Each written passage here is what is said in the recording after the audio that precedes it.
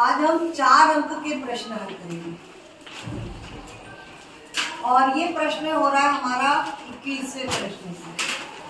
प्रश्न में दिया हुआ है एक आयताकार खेत जिसकी लंबाई 150 मीटर और चौड़ाई 90 मीटर है, तो उसमें 30 वर्ग मीटर की कितनी क्यारियां बनाई जा सकती हैं। आप इसको चित्र से भी समझ सकते हैं। आप ये देखिए कि एक ये इस तरह से आपका आयताकार क्यारी दे रखी है। इसकी लंबाई कितनी है 150 मीटर, इसकी चौड़ाई कितनी है 90 मीटर और इसमें 30 वर्ग मीटर की क्यारियां बनानी है। ऐसे करके आपको क्यारी बनानी है अलग अलग। समझ में आ रहा है? तो आपको ये कितनी क्यारी बनानी है, तो इतनी ही क्यारी बनेगी जितना कि आयत का क्षेत्रफल है। तो पहले तो हम निकालते हैं क्यारी की संख्या।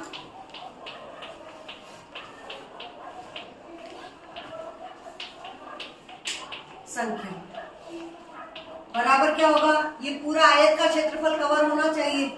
आयत का क्षेत्रफल और बटे उसमें जो बन रहा है, जो छोटी छोटी क्यारी बन रही है वो किस आकार की है, किस आकार की है क्यारी। आयत का क्षेत्रफल या जो आयताकार खेत है, आयताकार खेत का क्षेत्रफल, और इसमें हम लिखेंगे वर्गाकार क्यारी का क्षेत्रफल।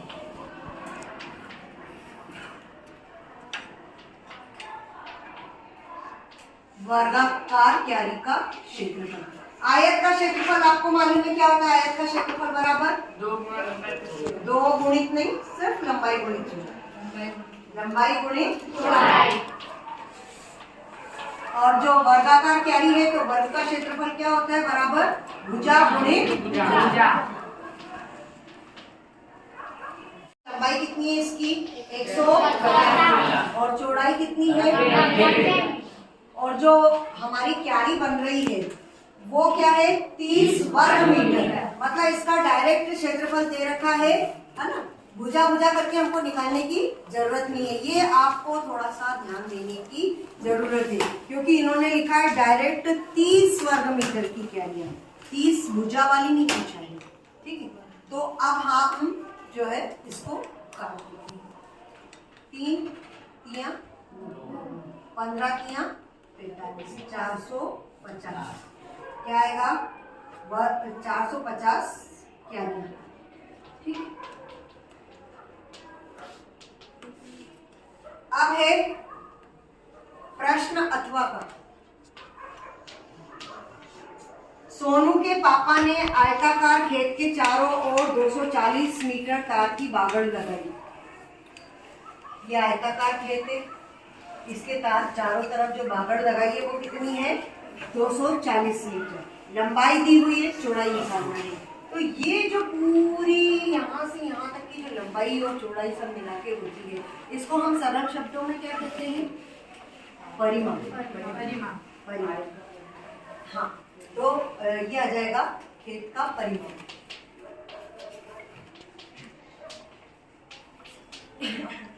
बराबर क्या होगा 2 गुणित लंबाई धन आएगा, है ना, गुणित नहीं होगा। तो ये आया 2 गुणित लंबाई इसमें दी हुई है कितनी, कितनी दे रखी है 80 मीटर धन चौड़ाई, और परिमाप कितना दे रखा है पूरा 240। तो ये हो गया 80 धन चौड़ाई बराबर 240 बटे 2। काट दीजिए, ये आएगा 120। चौड़ाई बराबर क्या आ जाएगा 120 माइनस 80। 120 में से 80 गए तो कितना आ जाएगा ये 40। ये इसकी आ गई चौड़ाई। अब हम देखते हैं प्रश्न नंबर 22।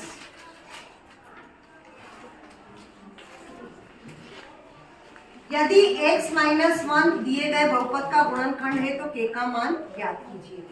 तो यदि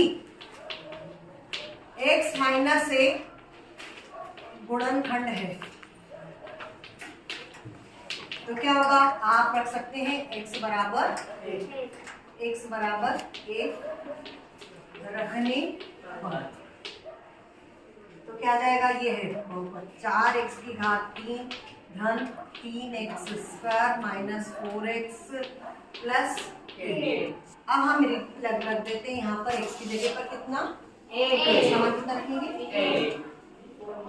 1 की घात 3 1 की घात 2 धन कितना है ये 1 और बराबर कितना हो जाएगा ये 4। 1 की घात 1 करेंगे तो 1 ही आएगा 3 1 की घात 1 माइनस 4 एकम 4 धन के बराबर 0। ये हुआ 4 धन 3 माइनस 4 धन के बराबर 0। 4 से 4 कट गया तो के बराबर क्या हो जाएगा माइनस का 3। अब एक घनाभ जिसका आयतन दिया है विमाओं के लिए संभव व्यंजक क्या है। तो आप चूंकि ये इतना सरल क्वेश्चन है तो इसका अथवा वाला तो कोई करेगा नहीं, क्योंकि घनाभ के आयतन का शायद सूत्र आपको पता है कि ये भी नहीं। और ये जो 23वां प्रश्न है, 23वां प्रश्न जिसे दे रखा है, अगर x बराबर दिया है 0.333 इस तरीके से दिया है। अब हम क्या करेंगे 10 का गुणा करेंगे 10x बराबर क्या हो जाएगा, एक अंक इधर आ गया 3.333। अब क्या करेंगे घटा देंगे समीकरण 2 माइनस समीकरण 1। तो 10x में से x गया तो क्या हो जाएगा 9x और ये 3 में से 0 गए तो 3, बाकी तो ये सब कट ही जाएंगे। तो ये क्या आ जाएगा x बराबर हो जाएगा 3/9। 3 एकम 3 3 तियां x बराबर आ जाएगा ये 1/3। ठीक है, बस अब एक इसका अथवा का है और क्योंकि वो बहुत सरल है इसलिए हम उसको भी देख लेते हैं।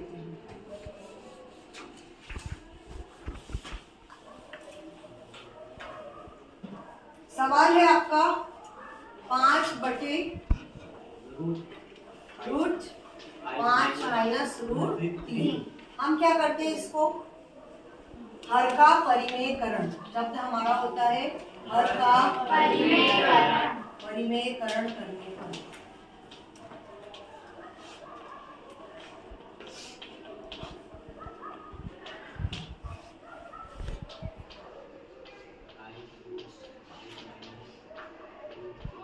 तो ये अपने आप समझ में आ जाता है, हमको ये नहीं लिखना कि हम इसका ऊपर नीचे गुणा कर रहे हैं, क्योंकि हर का परिमेयकरण करने का मतलब ये कि जो हर में संख्याएं दी हुई हैं उनके विपरीत चिन्ह वाली का ऊपर नीचे गुणा करना। ये हो गया 5 वर्गमूल 5 प्लस वर्गमूल 3 और ये इसमें लग गया आपका सूत्र। क्या सूत्र लगा है ये सूत्र लगा है कि अगर हमारे पास होता है a माइनस बी और a प्लस बी तो इसका उत्तर हो जाता है a square minus b square. ये हो गया 5 वर्गमूल 5 प्लस वर्गमूल 3। वर्गमूल 5 का वर्ग करा 5, 3 का वर्ग करा 3, तो ये हो गया 5 वर्गमूल 5 प्लस वर्गमूल 3 और 5 में से 3 गए 2। अब इसके आगे ये हल नहीं होगा तो यही इसका आंसर कंप्लीट होगा।